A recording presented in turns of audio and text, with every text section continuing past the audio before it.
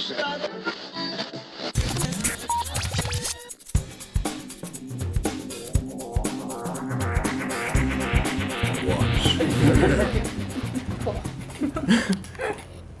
on the success of Deadpool 2 and everything. How was it, jumping back in and, going with a new different storyline, introducing the characters, having a girlfriend, finally connecting with Deadpool and a more personal. Yeah. How was it and everything? Yeah, it was a lot of fun, I think. It was super cool this time around too because there were so many new people, and everyone was just like excited to be on the set of Deadpool 2, Whereas the first one, I mean, we still were excited, but I think there was a lot more pressure, maybe. Yeah. But yeah, it was really fun and cool, and I'm super stoked that Negasonic got a girlfriend. That's crazy. Yeah. Yeah, I agree. Definitely, this new relationship that we upgraded with Deadpool and Colossus is something that I'm really proud of because, me and Ryan, we worked really, closely on this, and, we brought some new, how to say that, some sort of like upgrade of Colossus in this like brotherly father figure kinda. And then again, it's much bigger role than in the first one on the other side. And the most beautiful thing for me as a comic book geek is that I had a chance to fight Juggernaut. And to say the line, pick on someone your own size. That's the thing when you're like comic book geek, that's one of the lines. You're just saying it, it's beautiful, but getting into a real fight, it's amazing. Was Deadpool your first time doing voice acting, or like was it with Deadpool? Was it your first time doing voice acting? Well, generally, yeah, it was the first time that I did something like this, because in the first part, I mainly did like ADR, just giving the voice and a little bit of CGI. In this one, I had like, of course, help from a stunt double who did like a great job on the set, but then I had to get into the costume and do all the facial expressions. So I did like mainly the everything that's regarding acting and the facial expressions and the CGI later in the studio with David and Ryan. So it was tough because I did like, simultaneously I did CGI and, voice and everything else. So it was something really new for me, but the result is beautiful. So I'm really proud and happy. Can we expect a Deadpool 3?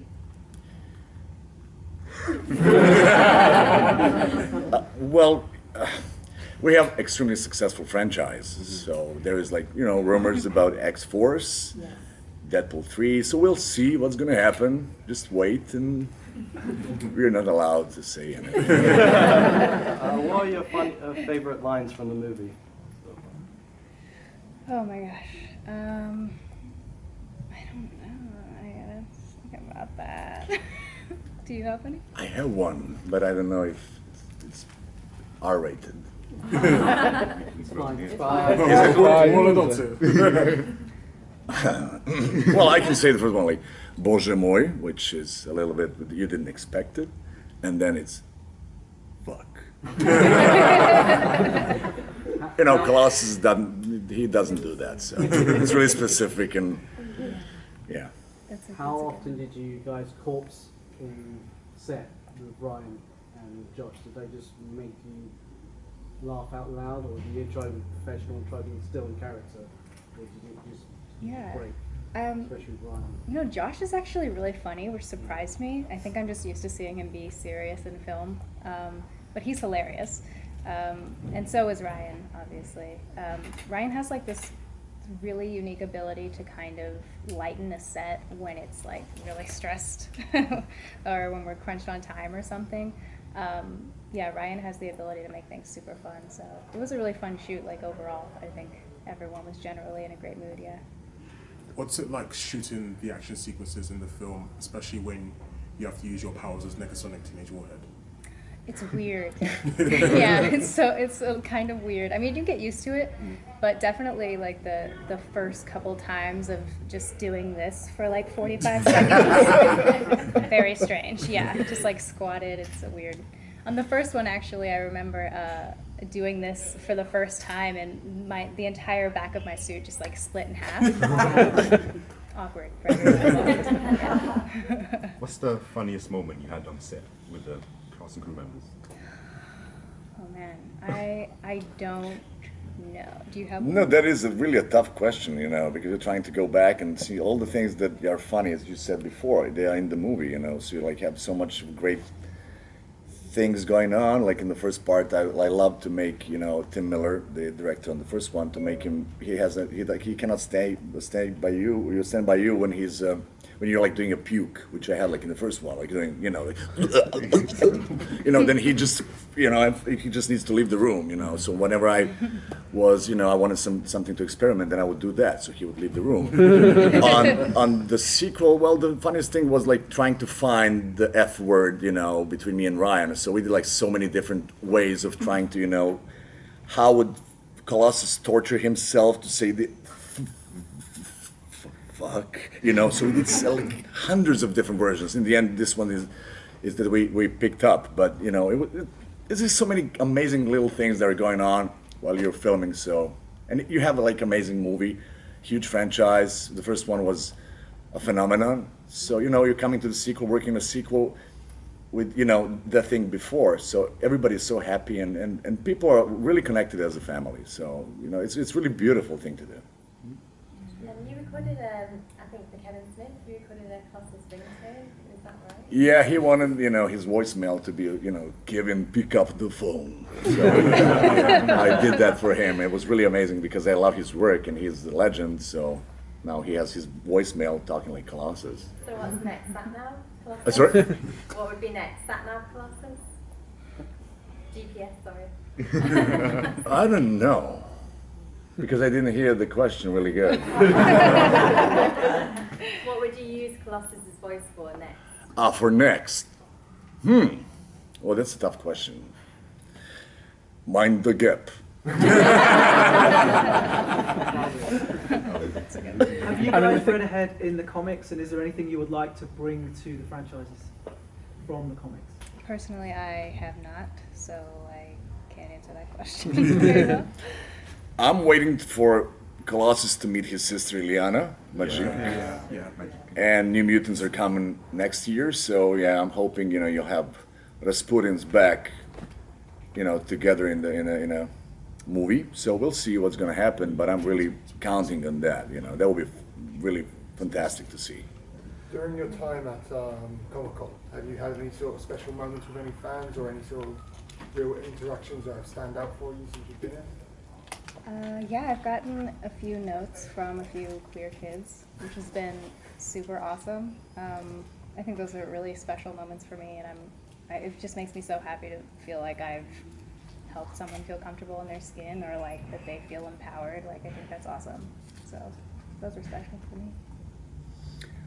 Well, everything is special, you know, seeing so many Deadpools and a little bit of Colossus and lots of Briannas everywhere, it's unbelievable. And, you know, just having all these amazing reactions regarding Deadpool 2, because we did a sequel which is really, really good, and, you know, there's not so many sequels, you know, doing this kind of a improvement in many ways. So, but like really, I had like a massage from Deadpool yesterday, and I was attacked by a few Deadpools, so yeah, that's one of the things. I mean, Brianna, I'm picking up on that. Do you think it's ironic that a film that is celebrated for being so politically incorrect and offensive is actually, ironically, the film that's given us, effectively, our first LGBT Marvel character on screen? Yeah, maybe. I think that's part of what makes Deadpool so interesting to people, though, is that he's kind of like a breath of fresh air as far as like cinematically superheroes go, and yeah, I think that was a really cool opportunity that Ryan really took a hold of, and I'm super proud of him for that. So, yeah. Were there any scenes between Yu-Gi-Oh and Negasonic that didn't make it to screen? Quite a few, yeah. Hopefully they're on the deleted scenes of the DVD, but yeah, there was a lot of cool stuff in there that I hope maybe you get to see, and lots of cool outfits. Make the cut. Would you like to see Kitty Pryde back? Of course, it's Colossus, yeah. Love, and they're getting married on 20th of June, comic books. I don't know if you heard about it. But yeah, of course, there are like some rumors and there are like some things regarding the Kitty Pryde solo movie. But Kitty Pryde, My bad. no, it's okay. I thought it was alert because I was telling like Fox was like, They're on to us. yeah, don't say that, don't say that. Okay. No, but there is like some rumors regarding that, so I hope, it's the other thing that I would love to see, as I said with the sister, but yeah, Kitty Pryde is, and Little Dragon, something that I want to see. What's been your favourite comic book read involving Colossus that you personally read and really enjoyed? The first issue, the first appearance of Colossus in 1975, that was Giant-Sized X-Men by Dave Cockrum and Len Wein. Unfortunately, they're not alive anymore, but the thing is, I even got that issue. I bought it like a few months ago with signatures of both of them.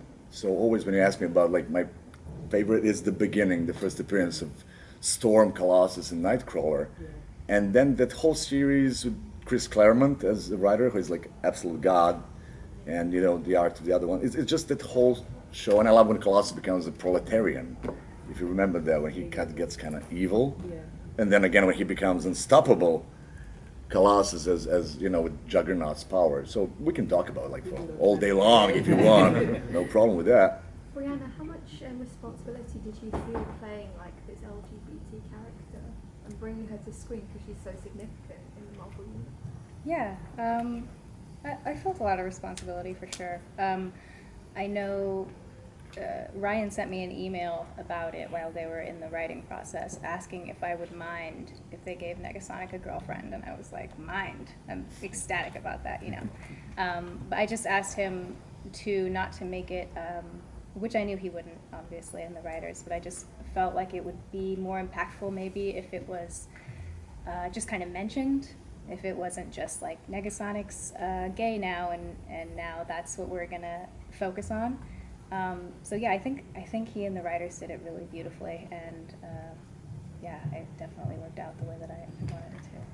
And talking about responsibility, do you feel responsible for that end credit scene completely confusing everyone about our timeline now? Maybe.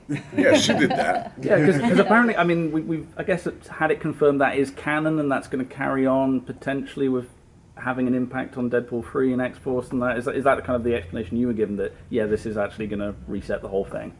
I was given no explanation, so there's that. I don't know. You guys had a trainee-mentor relationship on screen. Does that exist off screen as well? Not anymore. She was trainee in the first one. Now Deadpool is a trainee. She's an X-Men, proper X-Men. True. Yeah, this is true. Ryan and I's relationship is a little bit like Negasonic and Deadpool's, I guess. It's kind of a little brother-sister-ish. He gets really upset sometimes that I don't talk to him that much. I don't know. I think for so many people, Ryan is and has always been this character. I'm curious, is there a difference for you between Ryan when he's out of costume and when he puts the costume on, or is it just always the same? No, absolutely. I think that may be kind of a misconception about Ryan. I mean, he is hilarious, right? And occasionally raunchy. But he's got this really soft, like, dad side that I think people don't really know about. I don't know if it's because he's just had daughters or something, but, he's really sweet and empathetic, and I think I think maybe, especially when his kids come to set, he's just like the softest softy. He's just hanging out with his kids like, what's up, guys? It's so cute. I think there's a side of him that definitely actually wears the blue Crocs, you know what I'm saying? Yeah. So there's quite a difference in budget between the first Deadpool and the second one. Was there a major difference for you guys at all? Yeah. Yes. Crazy. Oh my God. I remember the first day I walked into my trailer, I was like, oh my God. Wow, we're really doing this now. That's a lot of cheese. Yeah, right?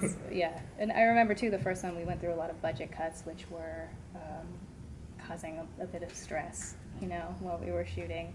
This time around, we were more stressed about, like, can we fit all of this? Or, like, we have more ideas for these scenes, So that was cool. It's a good upgrade. Yeah. What's your thoughts on Disney acquiring Fox and what impact it might have on future Deadpool movies? We'll see. Those are those are the questions we definitely cannot answer because we don't know what's going to happen. But Deadpool is such a successful franchise, so whoever takes it over, I don't think they're going to change anything, and I don't want that to be changed because Deadpool is Deadpool. It needs to stay R-rated, you know, X-Force too. So it's. I don't think there's going to be anything. You know, you don't want to destroy something that's like making so much money. Yeah. And first of all, you need to satisfy fans. So if they make that mistake, we're going to have to fight to death. Is there a character in the comics that you'd really like to cross over in any future movies? As Colossus? Yeah, as Colossus, like anyone that's like... I want to fight Thanos. Oh, yeah. which would be weird because we have, Thanos playing Cable, playing Josh Brolin being dead, so I don't know. But, you know, CGI can do a lot of stuff. So. We're going to let you go and figure that out. So thanks a lot, guys. Thank you so much, guys. Guys, it's great to have you back with us. Obviously been at the con for a little bit of time now. What have you seen? What is going to stay with you in the back of your mind until the end of your days? What's been the most interesting stuff you've seen here at Comic Con? I saw a lot of Negasonics, which was really sick. It's like really cool. And yeah, other than that, I really didn't see much this time. I was just sitting at my table for a while, but yeah, seeing the Negasonics was really cool. It made my day. Well, for me, the same thing, seeing a lot of Negasonic. Well, but on the other side, it's really amazing Comic-Con, and people here are so humble and so cheerful, and, you know, it's something that doesn't happen that often, you know, so I really have fun. This is my second MCM London, and, you know, I always come here so happy, and I'm leaving happy, which is really important. So yeah, that's the biggest thing. And of course London, one of the most beautiful cities in the world, so that combination is really, yeah. For the next Deadpool, as much as you like London, would you like to be filmed in London? So that would be sick. I think that would be awesome. I mean, yeah. Oh yeah, not just Deadpool, like anything filmed in London is beautiful, so. Yeah. And then again, I would like to go maybe to Birmingham and do some Peaky Blinders. Never know. Why not? Yeah. That's an awesome show. I've noticed that you're wearing a Darkwing Duck t-shirt. Oh yes, and I have Venom here too, so you know. Have you managed to go and speak to Jim Cummings? Unfortunately, I didn't, but I would love to. You know, it's so overwhelming. Lots of people here that I meet, that I know, and you know, talk with some of them. Then you have to go back and do the signings, and so it's just time-wise, it wasn't possible. But I'm going to see him definitely again. David Leitch mentioned that he's working on some kind of director's cut where he might put like 12 minutes back into the film, potentially for the home release. Is there any scenes that you shot that aren't in the theatrical release that you would like to see there? There's a particular scene in the kitchen with Negasonic and Yukio that I thought was pretty funny that didn't make the cut, so I hope that's in there. I mean, sorry. Go. Well, I was just going to say, I mean, on that point, I know you've spoken before about the fact that you've had a lot of LGBT teens coming up to you and sort of talking about what it means for you to have a character out in the Marvel Universe on screen finally. I'm curious, has there been any specific, meetings like that that have really, meant a lot to you, the stories people have shared, what it means to that?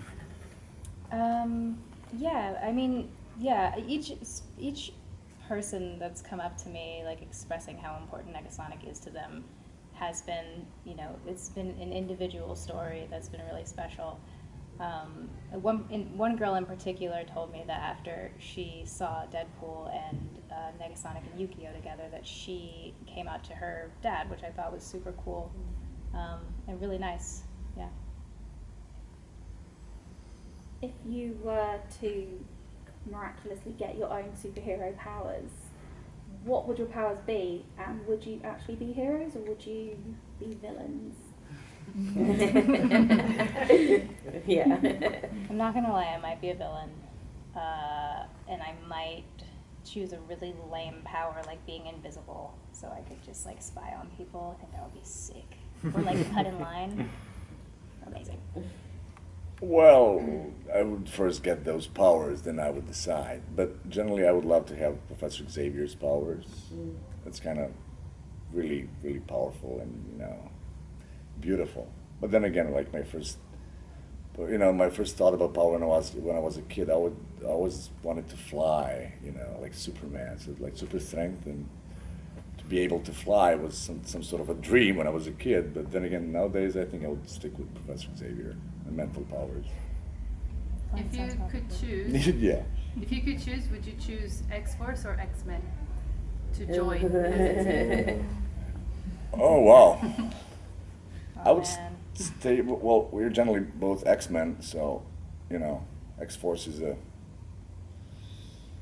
something that you can be addition to, but X-Men is X-Men.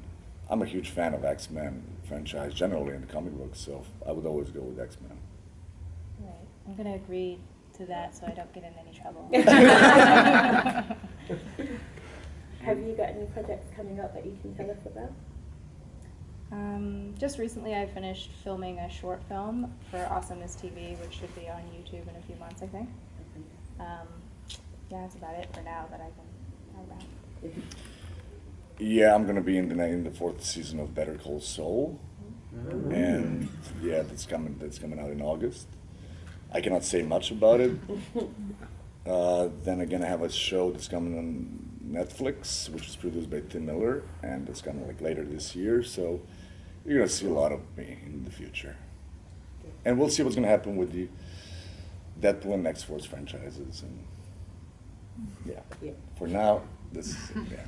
What's the atmosphere like shooting Deadpool? Is there a lot of ad-lib, improv? Do you guys really stick to the script? Is it really like funny environment? How does it feel actually shooting the movie?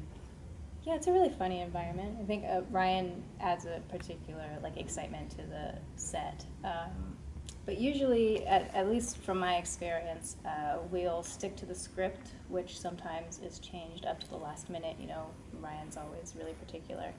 And we'll do that a few times, and then you know, we'll always have a few sessions that are just improv or just whatever, because those things seem the most natural, you know. So yeah. And the good thing is that Ryan is one of the writers in Deadpool too, by the way. So you always have Rhett and Paul with him, the other 2 writers, and you know, so you do the things that are already in the script, but then you have this time in which you just improvise with them, and they're like, you know, feeding you with lines or ideas, so then you can experiment and you can improvise. A lot of those things just disappear later, but a lot of things come into the movie. So it's just a beautiful project when you have writers and Ryan with you, and those guys are so fast and so funny, so it's a beautiful process. Is your experience very different from the other people on set, you feel? Sorry? Do you feel like your experience is very different from the other people on set, since it's not like your face really? Well, yes, as a matter of fact, because this is for me. It was really difficult in the beginning because I'm not used to doing like the CGI and the voice all simultaneously at the same time and doing like all the scenes. But in the end, it comes back to the same thing as everybody else, you know, because you're just like doing. It's not just ADR and you're like feeding the lines. You just need to like do all the scenes which are already filmed or are filming. So you know. But the beauty is that you're creating that CGI character in so many ways. So it's a new thing that I know now, and I'm really proud of that. Would you like to see any of your characters partner up with somebody from DC, like or? What? Would you like to see like characters like versus somebody from DC? When the worlds collide, I would be like, well, I want to see Colossus go directly against the Justice League. By himself. Yeah, no. Well, I don't want to lie. My first love was always DC in the beginning. You know, Superman, Batman, Wonder Woman. So I started with those characters, and then I got into Marvel. So Marvel is my second love in a way, but I stayed faithful to them till today. But then again, I love to watch all the things and to read DC comics because I think the comics are much better than the movies, unfortunately for them. But yes, yeah, I would go against, if I need to choose. For me, Joker is maybe the best villain of all time, and you know, it would be interesting to see, you know, how Joker would like go against Colossus, and so that would be a beautiful thing. There is like one comic book in which you have Marvel versus DC. I have that one, and it's really beautiful. Where would you like your characters to go in the next film? Like, what would you like for them to happen? What storyline would you like to see? I honestly have no idea. And also, I feel like every time I wish for something specific, maybe it doesn't happen, or the opposite happens. I remember, I know that we switched directors for the second film, but I remember after the first film was over, Tim was like, wouldn't it be great if your character was a villain next time? And I was like, that would be sick. Yeah, sure, why not? Yeah, that would be great. And that's definitely not the way that it went. So, yeah, I don't know. I don't have a very good answer for that. Yeah, you never know. Maybe next one. Yeah. I would love to see Ilyana and Piotr come together. That's one of the things I would like to see in the future, and I would like to see Kitty Pryde as Colossus' love interest somewhere in the future. Then again, as a geek, as a fan, I would like to see all Marvel Universe together in a way, you know, going against maybe Galactus next time, because Thanos is already in progress. He's busy. Yeah, he's busy. There are like so many beautiful arcs, and there's so many amazing stories. I just need like a great director and, you know, and great writers, so. We have characters. What were your initial thoughts that the movie was R-rated when the first one came out, so it was the second one, and no one really knew what was going to happen to have a superhero movie that was R-rated? What were your initial thoughts, and what did you think after it came out, the success, even though it was R-rated? You mean the first one too, right? Yeah. Well, I remember reading the script initially and knowing that it was special. Personally, I never was super into comics or anything, but I just remember getting to like maybe page 10 and being like, this is really fun, and like this is something that I would go and see.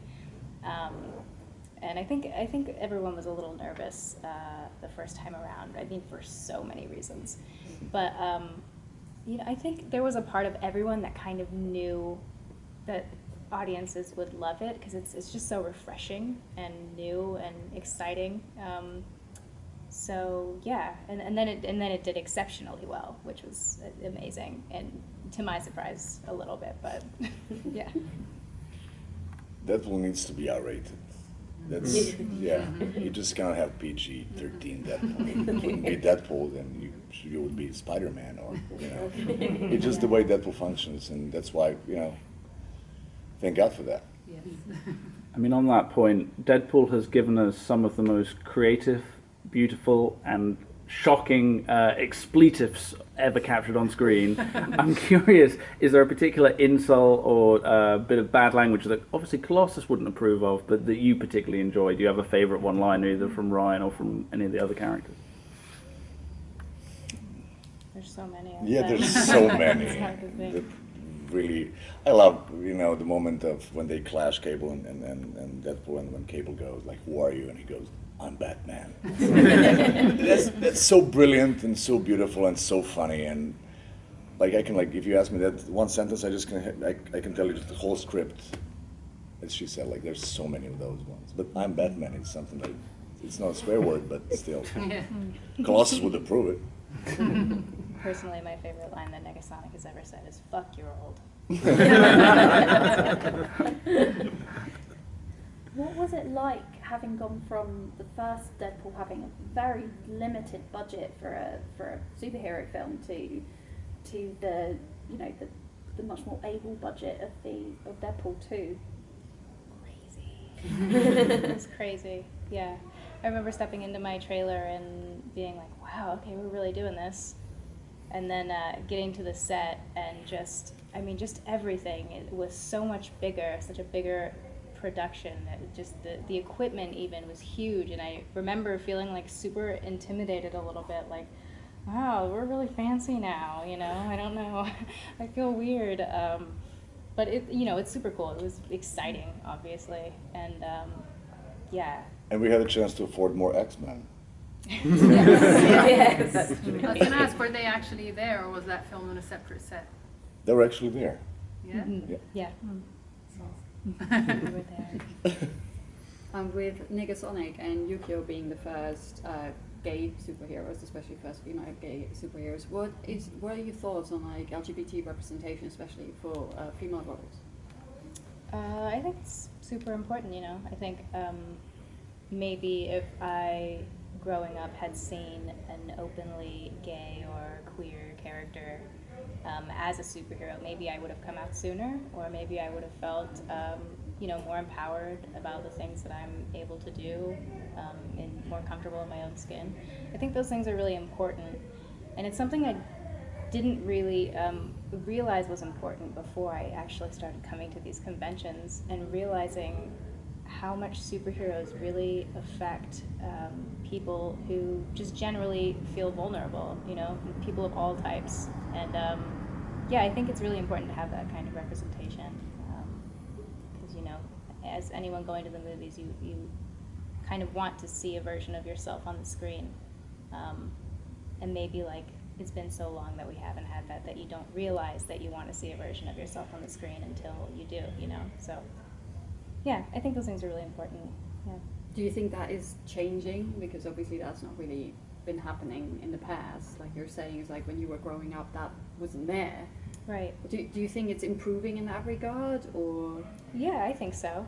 I think maybe directors and writers and just everyone is really understanding kind of more what the audiences want now. So, you know, I think that was a really important step, and I kind of also think that there's no going back from that, just because you know, it is what audiences want, and it's cool now, so why not? You know? And was it really important to you that it was never a punchline in the film as well? It's something that's acknowledged but not ever treated in a comedic way. Yeah, absolutely. I got the email from Ryan being like, hey, we're thinking about giving Negasonic a girlfriend. Like, what do you think about that? I was like, that's amazing. But also, I just really wanted to make sure that it wasn't a punchline. Also that it wasn't defining of Negasonic, that it wasn't like, by the way, this X-Men's gay now, and you're not going to see her do anything because this is her being gay, you know. So yeah, I voiced that to him. That was important to me. But also knowing Ryan and also Paul and Rhett, I knew, you know, they would be smart about it. You know, they're very talented, and so yeah. I mean, on that point, in particularly the comic universe, we've seen some of the established characters being brought within the LGBT community, and I think there's often a debate amongst people about whether or not new characters should be retconned to fit into that community, or we should just create new characters to fill that space. I mean, what are your feelings about that? Do you think that it's good to see established kind of marquee name characters brought into LGBT, or would you like to see new LGBT heroes created? I don't know. I guess that's a hard question for me to answer because it was never, I don't know a lot of comic book characters even very well, right? So to me, I wouldn't think about those things, whereas I know those things are really important for other people to have their superheroes, you know, represented as they are in the comics. I know that's a big deal for some people. So yeah, I'm not entirely sure. Yeah, I don't know how I feel about that. Stefan, as a fan of the comics, is there any storylines that you hope come to fruition in future films, whether it be Deadpool or X-Force or? Oh wow! You mean like generally X-Men universe, or like generally? Yeah, anything related to Well, Deadpool I'm extremely happy for the movies that are coming, especially like with Venom and with Tom Hardy. Like those are like the things that I really enjoy and waiting for them. So like you have so many amazing arcs and stories, and I was hoping for Infinity War a long time ago, and it happened. So I would love to see Kraven's Last Hunt, for example. You know, or there's like so many things that we can like talk for like a few days, but I'd love to see. But I'm happy with the movies coming out, and I'm waiting for New Mutants, especially to see Magic or Ileana, and I'm waiting to see the new X-Men, Dark Phoenix. That's an amazing story, so I can't wait to see how it's done. I think obviously there's always been this great relationship between Wolverine and Deadpool. Do you think do you think that's something we're ever going to get to see on screen? Obviously, I mean, Hugh's leaving the role, but then the character's kind of free now. He's not sort of. You cannot like X-Men without Wolverine, or like, you know, Festival Special without Wolverine, just because it doesn't work. So, and Wolverine is one of like the most loved characters of all time, and Hugh Jackman did amazing job, and I feel kind of bad that he doesn't want to play it anymore. Well, he did it for so long. I'm not sure who would be like the perfect Wolverine now after him, and you know, I thought that maybe Tom Hardy would be, but now he's Venom, so there are like some choices, but we'll see what's going to happen in the future. Going back to the topic of diversity, Deadpool is incredibly violent, it's incredibly sweary, it's an R-rated film, and yet at the same time it tackles some really sensitive things like disfigurement, disability, LGBT, etc. How do you think it manages to have that tenderness within such a violent film?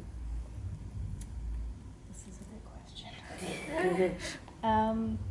I don't know, I think maybe like knowing that these topics are touchy and approaching them in such a humorous way kind of aids that. I think sometimes when you go into talking about something super sensitive and you're a little too, what is the word that I'm looking for, cautious maybe, it might not feel the same in the sense that it feels like a big deal, And I think that's what's cool about Deadpool and Negasonic getting to be gay or having a girlfriend, is that it really doesn't feel like that much of a big deal, especially because there are all these other things happening that are fun and funny, and it just happens to be like a side note.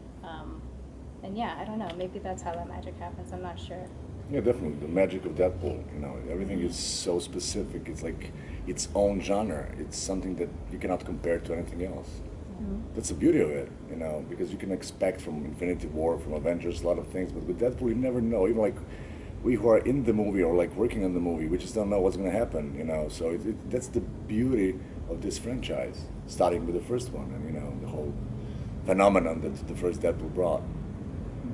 Is there anything that took you out of your comfort zone when filming?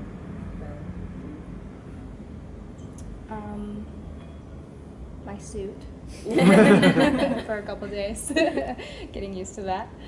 I don't really think so, though. I mean, I was honestly just so ecstatic to be there again and like see everyone again. So yeah, I can't think of a specific time where I was uncomfortable about anything. And there's also like a beautiful environment where you can literally voice anything that you're feeling at any time to Ryan or Paul or Red or even David, and it's never, I never felt intimidated to do that, it's really chill. Yeah, it's like we're friends. Yeah, it's a beautiful atmosphere. I never felt nothing bad. What's your most memorable moment during production while you were shooting it? Is there anything that is the first thing that comes to mind when you're like, oh yeah, I was shooting Deadpool too. That's what happened. First thing that comes to my mind is we were shooting Negasonic uses her powers, and I was in wedges, and it was a very serious scene, and I happened to trip and eat chips in front of everyone. That was a moment for me, especially because it was like an extended take, right? So after that we were supposed to continue, and I just like stood up like all serious, like back at it again. It was just, yeah, that's the first thing that comes to my mind. For me, definitely, trying to make Colossus swear and say, fuck. So, just because Colossus doesn't swear, so this was like specific scene in which we tried, Ryan was having like so many ideas, should we go with like, him struggling and, doing that, so we did like hundreds of F words in so many ways and so much struggles, and that was like the weirdest thing, like trying to just say one word, but because Colossus is not a person that would do that, except that, it's a dying wish of his friend, so it sounds weird, but it was a beautiful process trying to do that, yeah, it really was.